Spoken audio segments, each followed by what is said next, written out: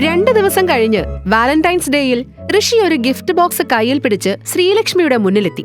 ശ്രീലക്ഷ്മി മുഖം ചുളിച്ച് ബോക്സ് തുറന്നു. പക്ഷേ അകത്തെ ആ സമ്മാനം കണ്ട അവൾ ഞെട്ടി. ഇത് ജിമ്മി ചൂ സാൻഡൽ അല്ലേ? ഇതിന് 10 ലക്ഷം രൂപ വിലയുണ്ട്. ഇത് നീ എവിടുന്നാ കൊണ്ടുവന്നേ? സത്യത്തിൽ ഇത് ഒറിജിനൽ അല്ല.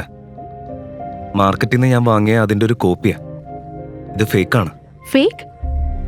ശ്രീലക്ഷ്മി ദുഃഖഭാവത്തോടെ സാൻഡലുകൾ എടുത്ത് തന്റെ മുറിയിൽ വെച്ചു. പക്ഷെ അതിന്റെ ക്വാളിറ്റി കണ്ടപ്പോൾ ഋഷിയെക്കുറിച്ച് അവൾക്ക് ചെറിയൊരു സംശയം തോന്നി.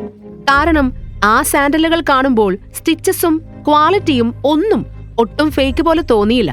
പൂർണ്ണമായും ഒറിജിനൽ പോലെ ആയിരുന്നു. ആക്ച്വലി മാഡം, നിങ്ങൾ മിസ്റ്റർ വർമ്മയുടെ ഫ്രണ്ടാണോ?